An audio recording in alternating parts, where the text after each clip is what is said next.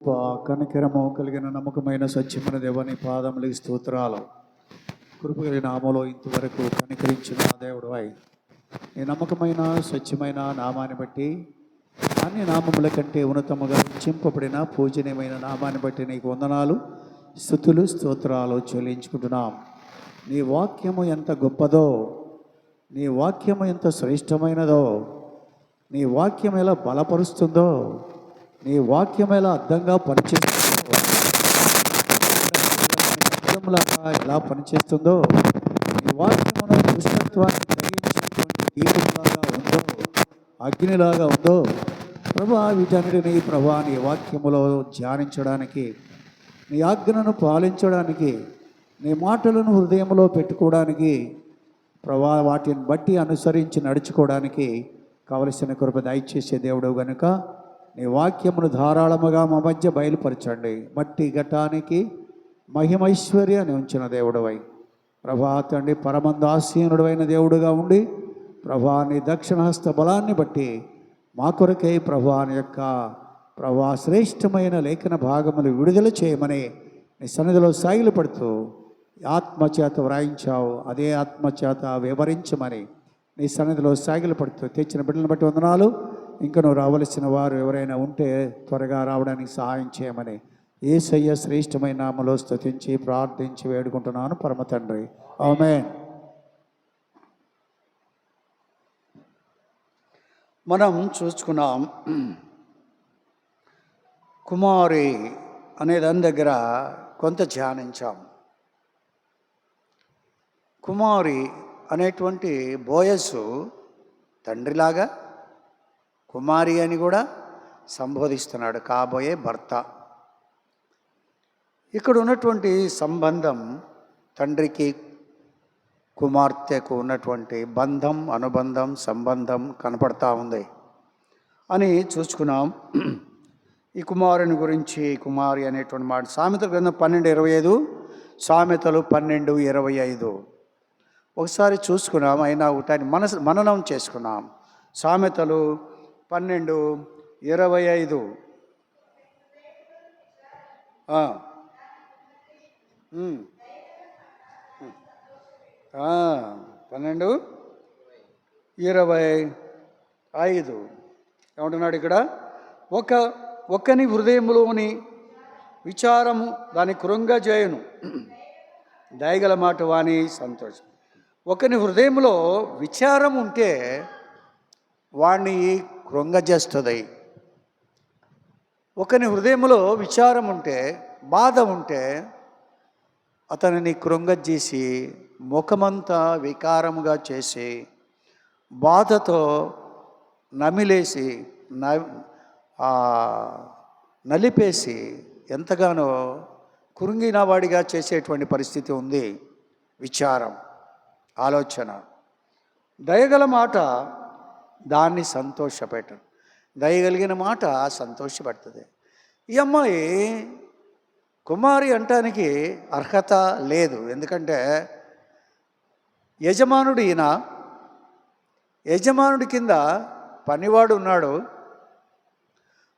పెద్ద పనివాడి కింద చిన్న కోత కోసే పనివాళ్ళు ఉన్నారు. ఆ కోత కోసే పనివాళ్ళ కంటే కింద పరిగెరుకునేటువంటి పరదేశి ఉంది. ఎంత అట్టడుగున ఉన్నటువంటి, బ్రతకలేని స్థితిలో ఉన్నటువంటి, ఏరుకోవడానికి ఇంటింట చేను తిరిగేటువంటి, తినటానికి సహితము తిండి లేని పరిస్థితి కలిగినటువంటి ఈ రూతుని పట్టుకొని అసే అనకుండా కుమారి అని పిలవడంలో దయ కలిగినటువంటి వాడు, ప్రేమ కలిగినటువంటి వాడు. ఇది ఏం చూపిస్తుందంటే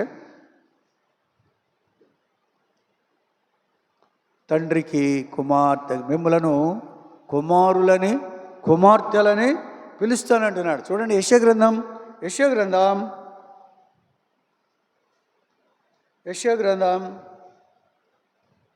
50వ అధ్యాయం 4వ వచనం. అలసిన వానిని మాటల చేత ఊరడించు జ్ఞానము నాకు కలుగునట్లు. చాలు. అలసిపోయినటువంటి వానిని, బ్రతుకులో అలసిపోయినటువంటి వాడు, లేకపోతే జీవన విధానములో అలసిపోయినటువంటి వాడు, మందిరానికి వచ్చే విషయంలో అలసిపోయినటువంటి వాడు, జీవితం ఇంకెందుకు, చస్తే బాగుండు అని అనుకునేటువంటి వాడు, ఈ దరిద్రత నన్నెందుకు ఈ విధముగా బాధిస్తుంది, వెంబడిస్తుంది అని బాధపడేటువంటి వాడు, అలసిపోయినటువంటి వాడు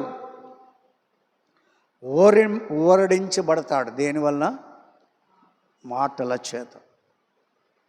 మన మాటల చేత ఊరట కలుగుతుంది, ఊరడించబడతాడు.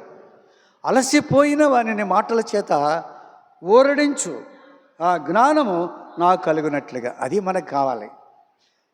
మన జ్ఞానం కావాలి. ఏంటి జ్ఞానం కావాలంటే, బాధలో ఉన్నటువంటి వాడు, కష్టాల్లో ఉన్నటువంటి వాడు, అలసిపోయినటువంటి వాడు, దిక్కు లేనివాడు, దిక్కు తోచనివాడు, ఏ ఆధారము లేనివాడు, బ్రతుకు మీద విరక్తి పుట్టినటువంటి వాడు ఎవడైతే ఉన్నాడో వాడిని ఊరడించాల.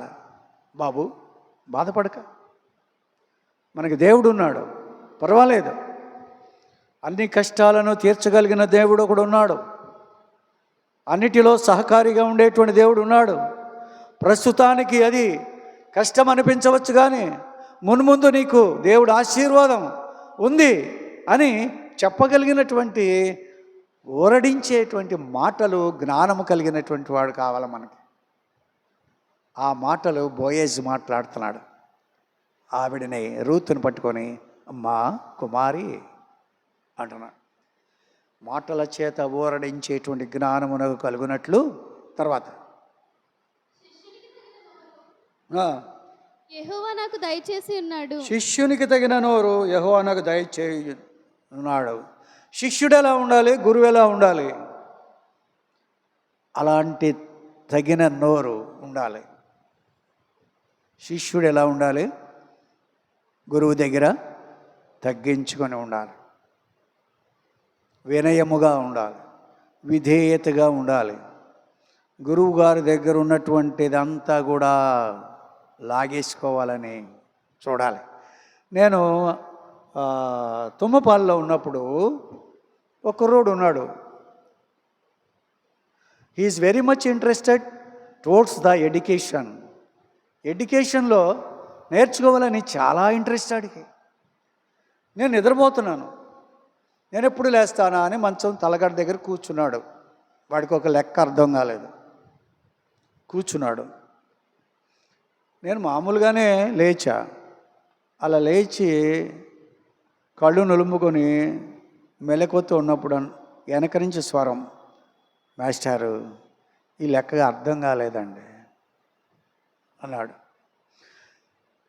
నేను వెంటనే స్పందించే మాస్టర్ని కాబట్టి, చదువుకునేవాడంటే నాకు బాగా ఇష్టం కాబట్టి, వెంటనే కూర్చుని తీసుకుని ఆ ప్రాబ్లం సాల్వ్ చేసి అడిగిచ్చేసాను. వాడు తల్లి ఉంది కానీ హోటల్ పెట్టుకుని రోడ్డు మీద, తండ్రి లేడు, దిక్కుమాలినోడు కింద లెక్క. వాడిని తీసుకొచ్చాను. వాడిని తీసుకొచ్చి 7th క్లాస్ వరకు మెట్రికులేషన్ తీసుకెళ్ళి చెప్పి, తర్వాత ఇంటర్మీడియట్ చదివించి, తర్వాత డిగ్రీ చదివించి, తర్వాత బీఈడి చదివించడానికి డైరెక్షన్ పైన నుంచి చేయించి టీచర్గా వేసిన తర్వాత పెళ్లి చేసుకున్నాడు. ఇప్పుడు వాళ్ళ అమ్మాయి MBBS డాక్టర్. వాడు వస్తే నా దగ్గరికి, ఎవరో తెలుసు కదా, ఎవరు? అప్పారావు తెలుసు మీకు? అప్పారావు ఇక్కడ వచ్చాడంటే, మరి ఝాన్సీ చనిపోయినప్పుడు కూడా వచ్చాడు, అన్ని ఫంక్షన్స్కి వస్తాడు. వస్తే నిలబడతాడు,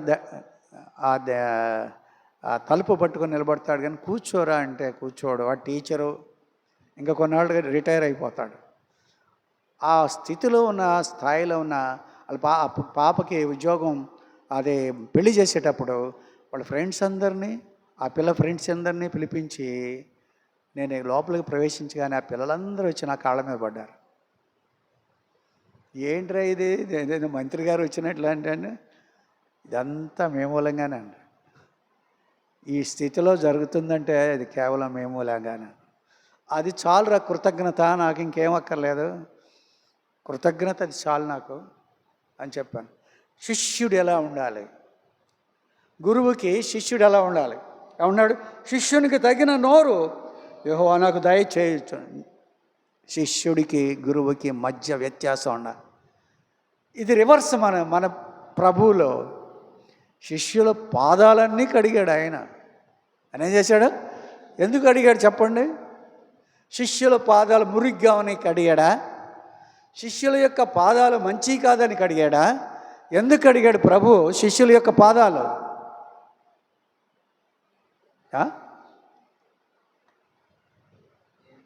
ఇది నేను చూచి మీరు ఒకరి పాదములు ఒకళ్ళు కడుక్కోవాలి. ప్రతి ఒక్కరు అంటే ఏంటనమాట, డిఫరెన్సెస్ ఆర్ దేర్. వాళ్ళ మధ్య వ్యత్యాసాలు ఉన్నాయి కాబట్టి ఒకడి పాదం ఒకడు కడుక్కోటే అప్పుడుకి వాడి పాదాల దగ్గర వంగి కడుగుతున్నాడంటే తను తాను తగ్గించుకుంటున్నాడు అన్నమాట. వాడు కూడా వీడి పాదాలు కడగాలి. అయితే ఇక్కడ గురువు గారు చేసిన పని, గురువు పాదాలు శిష్యులు కడగాలైతే గురువే కడిగాడంటే వాళ్ళకి this is also one sort of lesson to the students. ఇది కూడా ఒక లెసన్, ఒక పాఠమే. గురువుగారు చెప్పే పాఠాల్లో ఇదొక పాఠం. ఏంటి? ఒక్కడిని ఒక్కడు తగ్గించుకొని ఏం చేయాలి? మీ పాదాలు కడుక్కోవాలి, అంతవరకు రావాలి అని చెప్పాడు. సరేండి. శిష్యునికి తగిన నోరు యెహోవా దయచేయున్నాడు. శిష్యులు వినున్నట్లుగా నేను వినుటకై ఆయన ప్రతి ఉదయమున నాకు వినుబుద్ధి పుట్టించుచున్నాడు. శిష్యుడే విధముగా గురువు గారి మాట కొరకు వేచి ఉంటాడో ఉదయాన్నే, శిష్యుడే విధముగా లెసన్ చెప్పేటప్పుడు గురువు గారు చెప్పిన దాన్ని చక్కగా ఆలకించడానికి దగ్గరికి వస్తూ ఉంటాడు. అలాగా ఉదయాన్నే నీ కొరకు నేను నీ మాట కొరకు వేచి ఉన్నాను.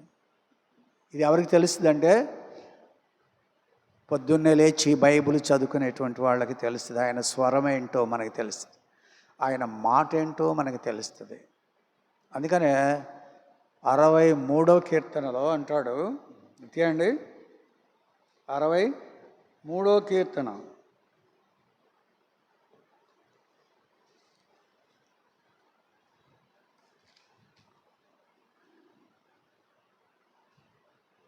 1 నుంచి చదువు.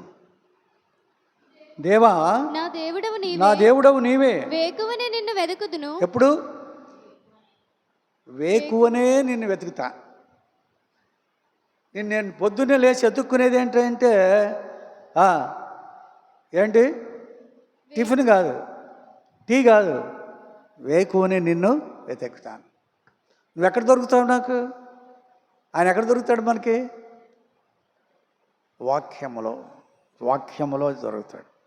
ఆది యందు వాక్యము ఉండెను, వాక్యము దేవుని యొద్ద ఉండెను, వాక్యము దేవుడై ఉండెను. ఆ వాక్యము శరీరధారి అయి కృపాసత్య సంపూర్ణుడుగా మన మధ్య నివసించిన ప్రభువే వాక్యము. కాబట్టి పొద్దున్నే నిన్ను వెతుక్కుంటాను ప్రభా, వేకువనే లేచి నిన్ను వెతుకుతాను.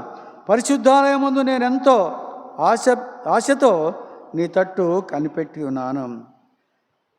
ఆశతో నీ తట్టు కనిపెట్టి ఉన్నాను. నా ఆశ అది. నా ఆశ ఏంటి? పరిశుద్ధాలయము తట్టు తిరగడం నా ఆశ. పరిశుద్ధాలయము తట్టు తిరగడం. పరిశుద్ధాలయములో నాకు దొరికేటువంటి ఆ ధననిధి, వాక్యనిధి, దానికోసం ఆశపడుతున్నాను నేను. పరిశుద్ధాలయంలో దొరికే సహవాసం, బోధ, బల్ల, ప్రార్థన, ఇవన్నీ నాకు దొరుకుతాయి నాయన. ఆశతో ఉన్నాను నేను. నీళ్లు లేక ఎండి ఉన్న దేశమందు నా ప్రాణము నీ కొరకు తృష్ణ కొని ఉన్నది. నీళ్లు లేకపోతే ఎండిపోయినటువంటి దేశంలో ఏ విధముగా నా ప్రాణం తృష్ణ కొని ఉన్నదో, దప్పిక కొని ఉన్నదో, అలాగా దప్పిక చేత, ఆకలి చేత నిన్ను వెతుక్కుంటాను నాయన. నేను ఉదయాన్నే నిన్ను వెతుక్కుంటాను అని నీ మీద ఆశ చేత నిన్ను చూడవలనని నా శరీరము కృషించుచున్నదే. నా శరీరము కృషించుచున్నదే. 84 అధ్యాయం 1 వచనం చదువు. 84:1 కూడా చదువు.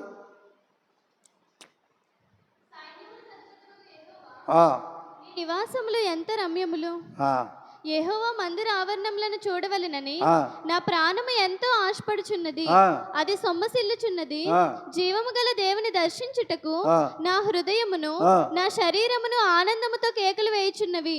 హృదయము శరీరము కేకలేస్తుందా? ఎక్కడన్నా హృదయము శరీరము కేకలేస్తుందా? అంత ఉత్సాహభరితంగా ఉందన్నమాట. అంత ఉత్సాహభరితంగా ఉన్నాయి. నా హృదయం ఎప్పుడు వెళ్ళిపోదామా, నా శరీరం త్వరపరిచి పరిగెత్తుదామా అనేటువంటి ఆశతో నీ మందిరంలో ఉండాలనే ఆసక్తి నన్ను తొందర పెడతా ఉంది అని అక్కడ అంటున్నాడు. ఇక్కడ అంటున్నాడు, నీ మీద ఆశ చేత నిన్ను చూడవలెనని నా శరీరము కృషించుచున్నది. నీ కృప జీవము కంటే ఉత్తమము. నీ కృప జీవము కంటే, ఏ జీవము కంటే?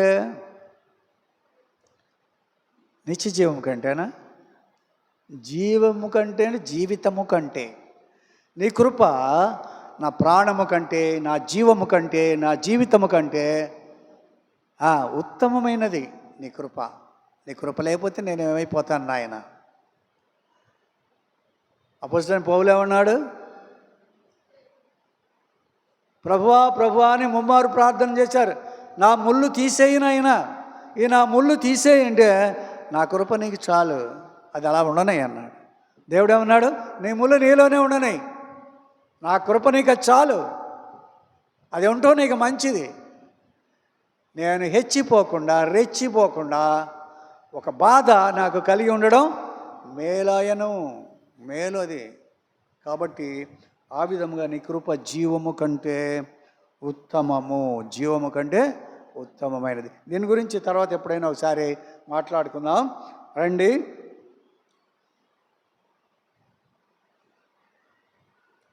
ఐదో వచనం 50, యెషయా గ్రంథం 55.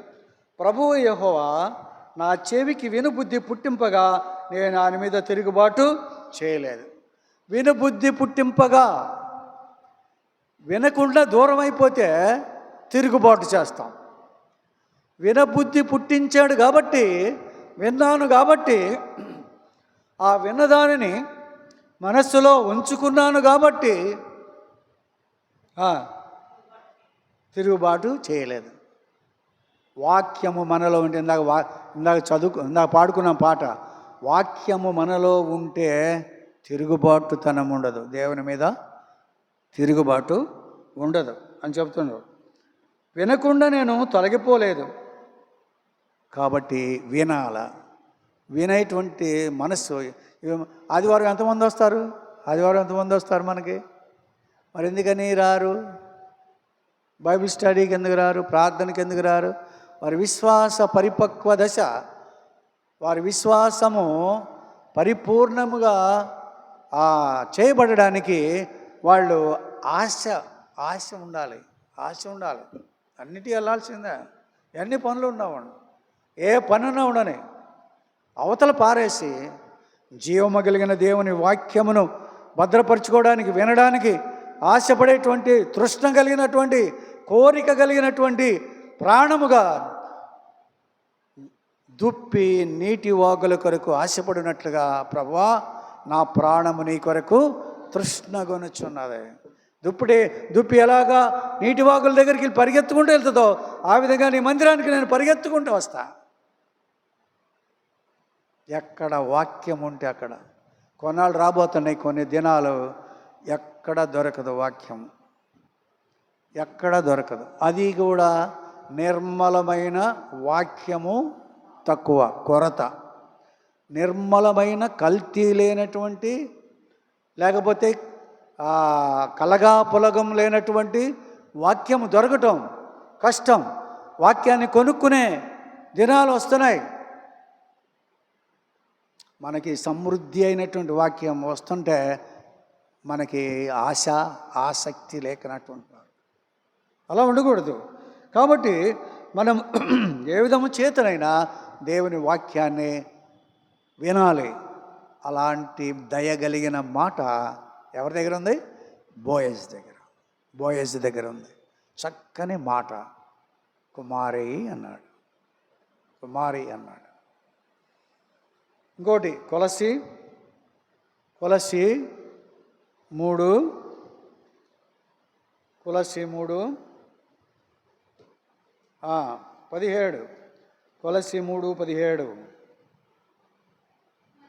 మరియు మాట చేత గాని క్రియ చేత గాని మీరేమి చేసినను ప్రభువైన యేసు ద్వారా తండ్రి అయిన దేవునికి కృతజ్ఞతాస్తుతులు చెల్లించుచు సమస్తమును ఆయన పేరిట చేయుడి. అది కృతజ్ఞత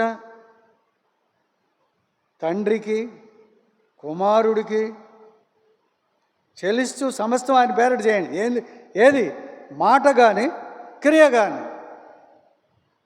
మాట్లాడడం, క్రియ చేయడం, ఈ రెండు ఇంపార్టెంట్ విశ్వాసి. మాట్లాడే పద్ధతి ఒకటి, రెండోది క్రియ చేయటం. దాన్ని బట్టి తండ్రి అయిన దేవుడు కుమారుడైన దేవుడు మహిమ పొందుతాడని కృతజ్ఞతాస్తుతులు చెల్లి సమస్తం ఆయన పేరట చేయండి అని. కీర్తనలు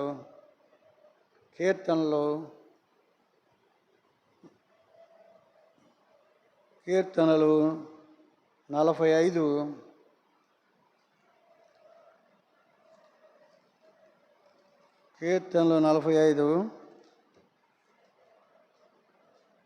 10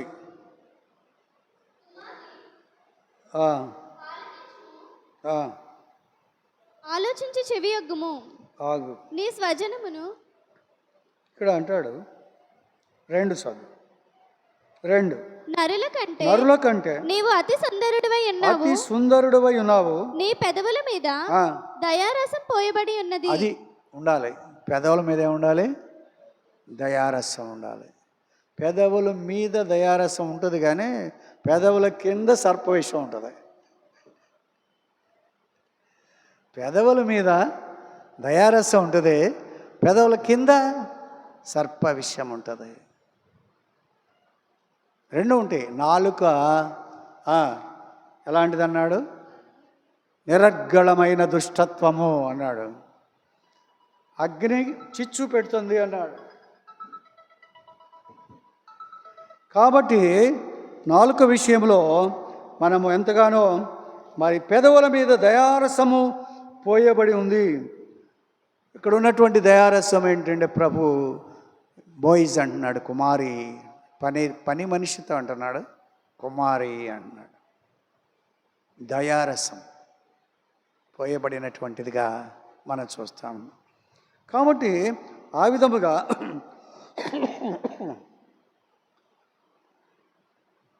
రండి. పరమగీతం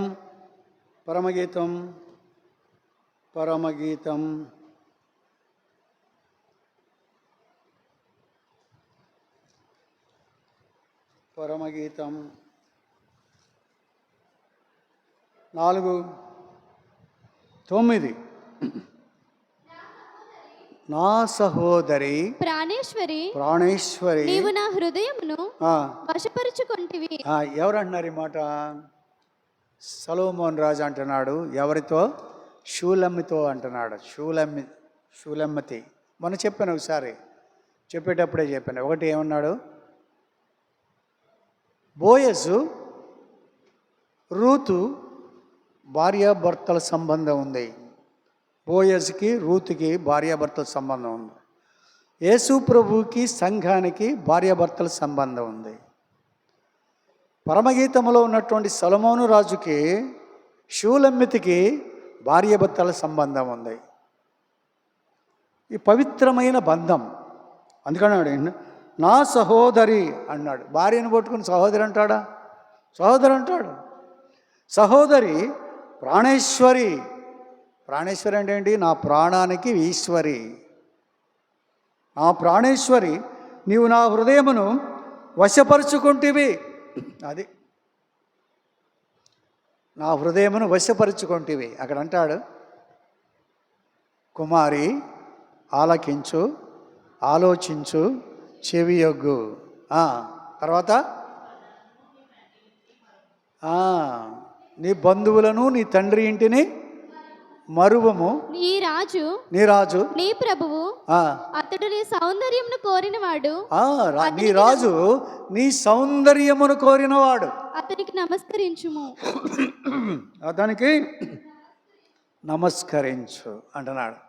నీ సౌందర్యము కోరినవాడు. అదే ఒక మాట. నీవు నా హృదయమును వశపరుచుకుంటివి అంటున్నాడు. వశపరుచుకుంటివి అంటున్నాడు. ఆదికాండం 2:24 మాట అంటాడు, నీ తండ్రిని నీ తల్లిని. పురుషుడు తన తండ్రిని తన తల్లిని విడిచి తన భార్యను హత్తుకొనును, వారు ఏక శరీరమై ఉంటారు. కాబట్టి ఇలాంటి ప్రేమ నా హృదయమును వశపరుచుకుంటివి. ఒక చూపుతో నా హృదయమును వశపరుచుకుంటివి. నీ ఆహారములో ఒక దాని చేత నన్ను వశపరుచుకుంటివి. సహోదరి ప్రాణేశ్వరి అనేటువంటి మాటలు ఇక్కడ సొలొమోను రాజు షూలమతితో మాట్లాడేటువంటి వాడుగా ఉంటుంది. ఇది ప్రేమపూర్వకమైనటువంటి పలకరింపు, హృదయంలో నుంచి వచ్చినటువంటి పలకరింపుగా ఇక్కడ మనకి ఉంది. రండి అక్కడికి వెళ్ళిపోదాం.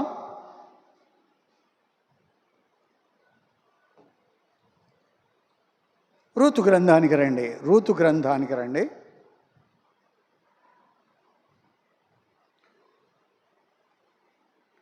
నా కుమారి నా మాట వినుము. వేరొక పొలములో ఏరుకొనుటకు పోవద్దు. చాలు. వేరొక పొలములో ఏరుకొనుటకు పోవద్దు. ఏం ఏరుకోవటం ఏంటి? పరిగ అంటే ఏంటి? ఇక్కడ ఆహారం. పరిగ అంటే విత్తనములు. విత్తనం అంటే ఏంటి? వాక్యం. విత్తబడిన విత్తనములు శత్రువు ఎత్తుకొని పోకుండా చూచుకోండి అన్నాడు దేవుడు. ఇప్పుడు విత్తుతున్నటువంటి విత్తనాలు శత్రువు ఎత్తుకొని పోతాడు. విత్తనాలు, ఆ విత్తనాలు మొలిచి ఆ మొక్కలై పెద్దవై ఫలించి కాయలు కాసి ఫలభరితంగా ఉంటాయి. ఆ విధముగా ఇక్కడ ఉంటాయని ఇక్కడ చెప్తూ ఉంటున్నారు. వేరొక పొలములో ఏరుకొనుటకు పోవద్దు, దీనిని విడిచిపోవద్దు. ఇచ్చట నా పనికెత్తల యొద్ద నిలకడగా ఉండుము. ఈ వేరొక పొలములోనికి పోవద్దు. వేరొక పొలములోనికి పోవద్దు. వేరే పొలంలోకి వెళ్ళద్దు. ఇక్కడ అర్థం ఏంటంటే, ఈ పొలము అంటే ఏంటో అర్థం? సంఘం. పొలం అంటే ఏంటి? సంఘము. సంఘంలో ఏం దొరుకుతాయి? విత్తనాలు దొరుకుతాయి. వాక్యం దొరుకుద్ది, ఆహారం దొరికిద్ది. ఆహారం సంఘంలో ఏం దొరికిద్ది? ఆహారం దొరికిద్ది. అవి ఏం చేయాలి? మనం ఏరుకోవాలి. ఏరుకుంటే కష్టపడితే ఏరుకుంటే తినటానికి తిండి దొరుకుతుంది. సోమరై గట్టు మీద కూర్చుంటే ఏమీ దొరకదు. కాబట్టి ఇంట్లో కూర్చుంటే రాదు. మందిరానికి రావాలి, వాక్యాన్ని వినాలి, వాక్యాన్ని ఏరుకోవాలి. వాక్యం అంటే పొలము. వేరొక పొలములో, పొలం అంటే సంఘం, వేరొక పొలములో ఏరుకొనుటకు పోవద్దు. వేరొక పొలంలోకి వెళ్ళొద్దు, వేరొక సంఘంలోకి వెళ్ళొద్దు. నీ సంఘంలోనే నువ్వు ఉండాలి. ఇంకోటి ఏంటున్నాడు? యోహాను సువార్త 6:66 అప్పటి నుండి ఆయన శిష్యులలో అనేకులు వెనుక తీసి మరి ఎన్నడను వెంబడింపలేదు. వెళ్ళొద్దు వెళ్ళొద్దు అంటుంటే యోహాను సువార్త 6:66. ఎక్కడికి వెళ్ళొద్దు, నన్ను విడిచి, నా పొలం విడిచి, నా సంఘం విడిచి ఎక్కడికి వెళ్ళొద్దు అంటే వీళ్ళు ఏం చేశారు? అప్పుడు ఆయన శిష్యులు అనేకులు వెనుక తీసి మరి ఎన్నడను ఆయనను వెంబడింపలేదు. ఎందుకన్నా వెంబడించలేదు? 64. మీలో విశ్వసించిన వారు కొందరు ఉన్నారు, వారితో చెప్పండి. విశ్వసించిన వారెవరో, తను అప్పగింపబోడెవడో మొదటి నుండి యేసునకు తెలియను, మరియు ఆయన తండ్రి చేత వానికి కృప అనుగ్రహింపబడకుంటే ఎవడను నా ఎదుగు రానేరడని హేతువును బట్టి మీతో చెప్పుచున్నాను అన్నాడు. అప్పటి నుంచి ఏం చేశారంట? ఆయన శిష్యులు అనేకులు వెనక్కి తీసి మరి ఎన్నడను ఆయనను. ఇంకొకటి ఏంటి? 56 నా శరీరము తిని నా రక్తం తాగువాడు నా యందు నేను వాని ఆనందము నిలిచియుందుము అన్నాడు. ఏమన్నాడు? నా శరీరాన్ని 54 నా శరీరమును తిని నా రక్తము త్రాగువాడే నిత్య జీవము గలవాడు, అంచె దినము నేను వానిని లేపుతాను. ఇదేంట్రా ఆయన? ఇప్పుడు దాకా రొట్టెలు చేపలు పెడితే తిన్నాం, ఏదో ఆహారం పెడతాంటే తిన్నాం. ఆఖరికి ఎలా తయారయ్యాడేంటి యేసు ప్రభు? ఆఖరికి ఏమంటున్నాడు? నా శరీరాన్ని నా రక్తాన్ని తాగాలంటాడేంటి? మనం ఏమైనా మనుషుల్ని తినే మనుషులు అనుకుంటున్నాడే ఏంటి? మనం ఏమైనా మనుషుల్ని తినే రాక్షసులు అనుకుంటున్నాడు ఆయన అని ఒకళ్ళ తర్వాత ఒకళ్ళు వెళ్ళిపోయారంట. అదే అంటున్నాడు. అప్పటి నుండి ఆయన శిష్యులు అనేకులు వెనుక తీసి మరి ఎన్నడను ఆయనను వెంబడింపలేదు. కాబట్టి మీరు కూడా వెళ్ళిపోవాలని ఉన్నారా అని 12 మందిని అడుగ్గా యేసు అన్నాడు, మీరు కూడా వెళ్ళాలనుకుంటున్నారా అని 12 మందిని అడిగాడు. అప్పుడు ఏమని చెప్పారు? సీమోను పేతురు, ప్రభువా ఎవని యొద్దకు వెళ్ళుదుము? నీవే నిత్య జీవపు మాటలు గలవాడవు. నీవే దేవుని పరిశుద్ధుడవని. నీవే నిత్య జీవపు మాటలు గలవాడవు, నీవే దేవుని పరిశుద్ధుడవని మేము విశ్వసించి ఎరిగి ఉన్నాము ఆయనతో చెప్పాను. మేమెక్కడికి వెళ్తాం ప్రభువా? నిన్ను వదిలిపెట్టాం. నీవు నిత్య జీవపు మాటలు కలిగిన దేవుడవు. ఎవని యొద్దకు వెళ్తాం ప్రభా? ఎవరి దగ్గరికి వెళ్దాం? పరిశుద్ధుడు అని మేము విశ్వసించి ఎరిగి ఉన్నాం. కాబట్టి నీ మాటలు జీవానికి కారణం. నిన్ను విడిచిపెట్టి మేము వెళ్ళాం, ఎక్కడికి వెళ్ళాం నాయన అని అక్కడ వాళ్ళు చెప్తున్నారు. కాబట్టి మనం పొలమును విడిచిపెట్టకూడదు, మన సంఘాన్ని మనం విడిచిపెట్టకూడదు. ఎప్పుడు కూడా ఎవరు ఎక్కడ ఉంటే అక్కడే దేవునిని మహిమ పరచవలసినటువంటి వారముగా ఉంటా ఉన్నాం. కాబట్టి అక్కడ అంటున్నాడు, రండి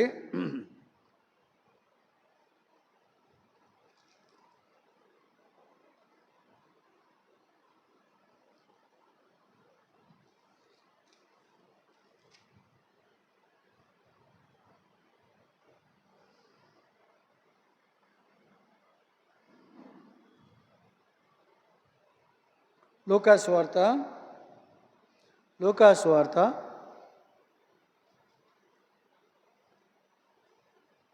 16:13. ఏ సేవకుడును ఇద్దరు యజమానులను సేవింపలేడు.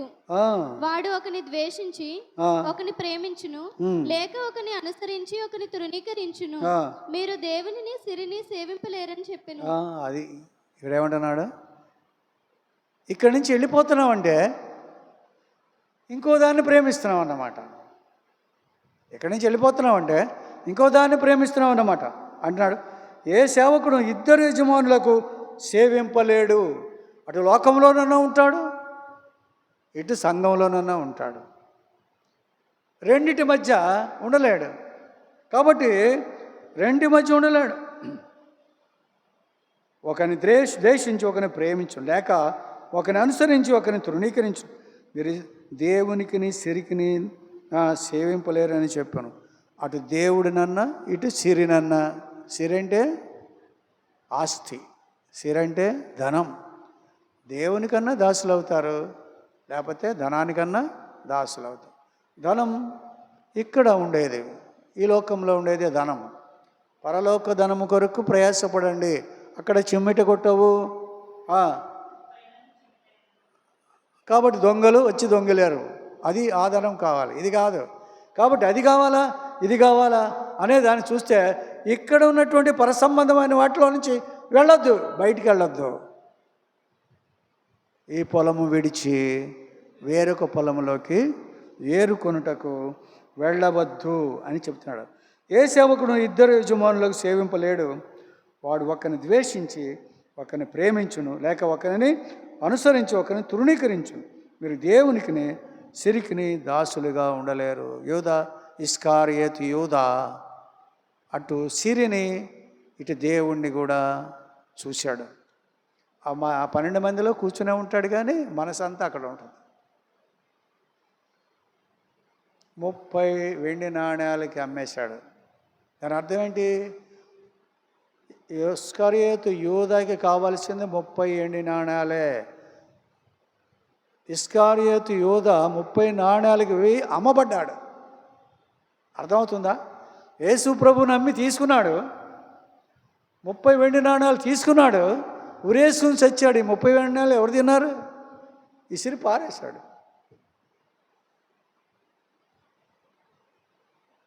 ఎందుకు బేరం? అమూల్యమైనటువంటి ప్రభువుని తీసుకుని వెళ్ళి శిలువకి అప్పగించబడటానికి కారణం ఇస్కారియోతు యూదా. ఇస్కారియోతు యూదా కూడా కావాలి. ఎవడొకడు యేసు ప్రభువుని అప్పగించాలి కాబట్టి ఇస్కారియోతు అవ్వడం అతని దురదృష్టం. ఎవడొకరు అప్పచెప్పాలి, అది జరగాలి. ఎవరొకరు అప్పచెప్పాల్సిందే. అది భయంకరమైన పరిస్థితి. ఇంకా 2 మాటలు చూసుకున్నాం. సంఖ్యాకాండము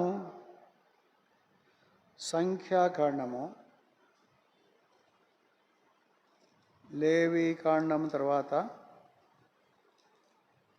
11:4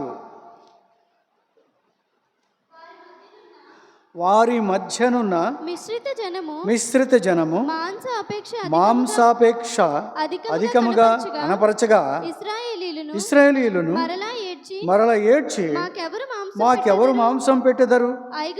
ఐగుప్తులో మేము ఉచితముగా తిన చేపలు, కీరకాయలు, దోసకాయలను, కూరాకులను, ఉల్లిపాయలను, తెల్లగడ్డలను జ్ఞాపకం వచ్చుచున్నవి. అప్పుడు ప్రాణము సమస్యలను ఇప్పుడు మా ప్రాణము సమస్యలను ఈ మన్నా కాక మా కనుల ఎదుట ఏమీ లేదని చెప్పుకొనిరి. ఒకటి జాగ్రత్తగా వాక్యాన్ని చదివితే, ఒకటి పరసంబంధమైనటువంటి మన్నా వద్దు అంటున్నారు. ఐగుప్తు శపించబడినటువంటి శాపగ్రస్తమైనటువంటి ఐగుప్తు యొక్క కీరగాయలు, దోసకాయలు కావాలంటారు. మాంసం కావాలంటున్నారు. కీరగాయలు, దోసకాయలు కావాలంటున్నారు. పరలోకము నుంచి రాలి పడినటువంటి పరసంబంధమైన దేవుడిచ్చే మన్నా వద్దంటున్నారు. ఒకటి. రెండవది, ఐగుప్తులో ఉంటే బాగుండేది, అరణ్యానికి తీసుకొచ్చావు అంటున్నారు. ఐగుప్తే మంచిది మాకు, అరణ్యం ఎందుకు మాకు? అరణ్యములో ఎప్పుడైనా ఎవరైనా కూలి పని చేశారా? లేకపోతే వ్యవసాయం చేశారా? ఎంతమంది దగ్గర 24 లక్షల మంది పైకంటే ఉంటే జనం, వాళ్ళందరినీ దేవుడు రాత్రి దీపాలు కావాలంటే ఎన్ని కావాలి? కరెంటు కావాలంటే ఎన్ని కావాలి? అగ్ని స్తంభం పెట్టి వెలుతురిచ్చాడు అరణ్యం అంతా. వీళ్ళు ఎక్కడ ఉంటే అక్కడ వెలుతురు. రాత్రి మేఘస్తంభం ఇచ్చాడు రాత్రి విశ్రాంతి తీసుకోవడానికి. మేఘము, మంచు ఇవన్నీ కూడా పడకుండా మేఘస్తంభాన్ని ఇచ్చాడు. వాడు వేసుకున్న బట్టలు మాయలేదు, చెప్పులు తెగలేదు. ఆహారం పైనుంచి పెట్టాడు, బండలో నుంచి నీళ్లు రప్పించాడు. ఒకటేంటి, వాళ్ళు మెదలకుండా తినటమే కూర్చోవటమే కానీ ఇంకో పని చేయలేదు.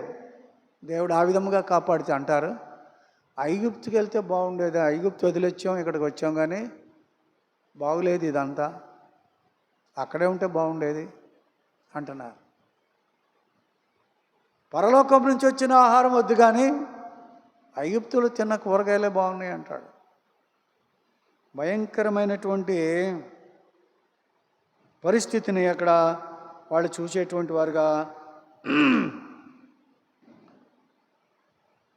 ఐగుప్తులో మేము ఉచితముగా తినిన చేపలు ఉచితంగా తిన్నారు. వీళ్ళు బానిసల్లాగా బతికారు, కష్టం చేశారు, భయంకరమైన కష్టం చేశారు. అలాగా ఉన్నటువంటి వాళ్ళు ఇప్పుడు అంటారు ఉచితంగా తిన్నాం.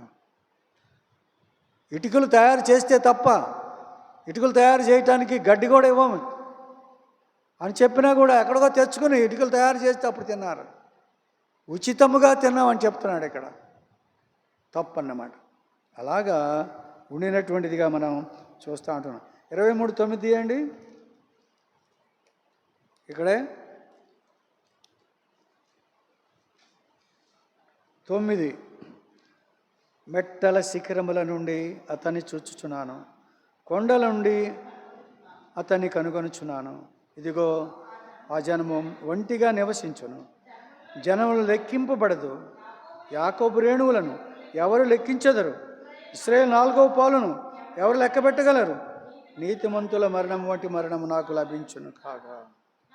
చాలు. బిలాముని శపించమంటే ఆశీర్వదించాడు. ఇశ్రాయేలీయులను ఆశీర్వదించినటువంటి వాడుగా. ఏమని శపింపగలను? ఇశ్రాయేలీయులని, దేవుని బిడ్డల్ని ఏమని శపించినాను? శపిస్తుంటే ఆశీర్వాదం వస్తుంది. మనం శపించే దేవుని బిడ్డల్ని ఆశీర్వాదం వస్తుంది. దేవుడు శపించలేదే, నువ్వు శపించడం ఎందుకు? దేవుడు శపించలేదుగా. ఏమని భయపెట్టగలరు? దేవుడు భయపెట్టలేదే. అలాంటి దేవుడు ఆయన భయపెట్టడు, శపించడు, పోషిస్తాడు, బలపరుస్తాడు, భద్రపరిచేటువంటి దేవుడుగా మనకి అక్కడ కనపడుతూ ఉన్నాడు. కాబట్టి ఆయన ఎంతగానో దేవుని మహిమపరిచినటువంటి వాడుగా మనం చూస్తూ ఉంటున్నాం. ప్రకటన గ్రంథం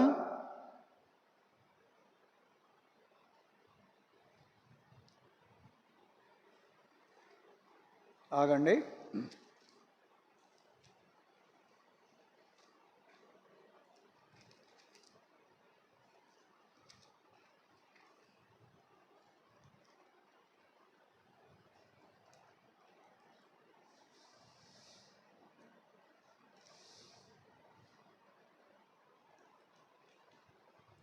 యెహోషువ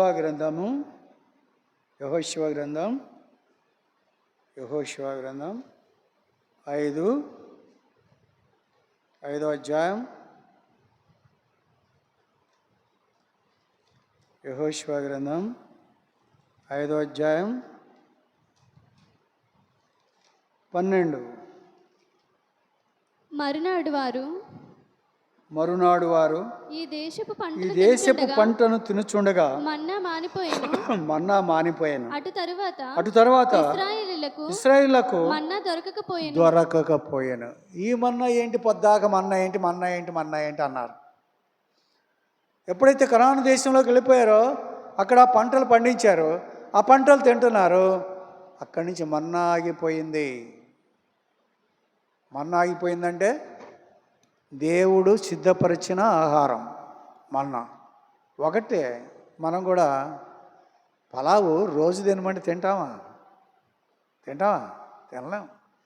అలాంటిది మన్నా దేవుడు రోజు ఇస్తుంటే ఎంత మంచిదైనా తినేసరికల్లా ఒకలాంటి ఇది వస్తుంది. అయినా ఇది దేవుడిచ్చేటువంటిది అనేటువంటి దాన్ని వాళ్ళు మర్చిపోయారు. వాక్యపు మన్నా మనం తింటున్నాం, వాక్యం అనే మన్నా మనం తింటున్నాం. కాబట్టి వాళ్ళప్పుడు ఆకాశం నుండి రాలి పడ్డ మన్నాని తిన్నారు. ఇప్పుడు వాక్యం అనే మన్నాని మనం భుజిస్తూ ఉన్నాం. కాబట్టి ఈ విధముగా ఏమంటున్నాడు ఇక్కడ? మరునాడు వారు ఈ దేశపు పంటను తినుచుండగా మన్నా మానిపోయెను. అటు తర్వాత ఇశ్రాయేలులకు మన్నా దొరకకపోయాను. ఆ సంవత్సరమున వారు కనాను దేశపు పంటను తినేరి. అరణ్యాన్ని దాటి వెళ్ళిపోయిన తర్వాత కనాను దేశం వెళ్ళి అప్పుడు ఏం చేశారు? ఆహారం తిన్నారు, మన్నాను మర్చిపోయారు. కాబట్టి మనము దేవుని యొక్క సన్నిధి, అక్కడ అంటున్నాడు, ఏమన్నాడు? వేరొక పొలములోనికి పోవద్దు. ఇక్కడనే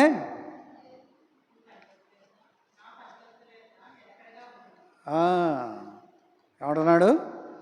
కుమారి, నా మాట వినము, వేరొక పొలములో ఏరుకొనుటకు పోవద్దు, దీనిని విడిచి పోవద్దు, ఇచ్చట నా పనికెత్తల యొద్ద నిలకడగా ఉండము. నిలకడగా ఉండము అంటే ఏంటో వచ్చే వారం చూద్దాం. వచ్చే వారం నిలకడగా ఉండడం అంటే ఏంటో, అది పనికెత్తల దగ్గర ఉండడం ఏంటో మనం తర్వాత చూసుకుందాం. ప్రార్థన చేసుకుందాం.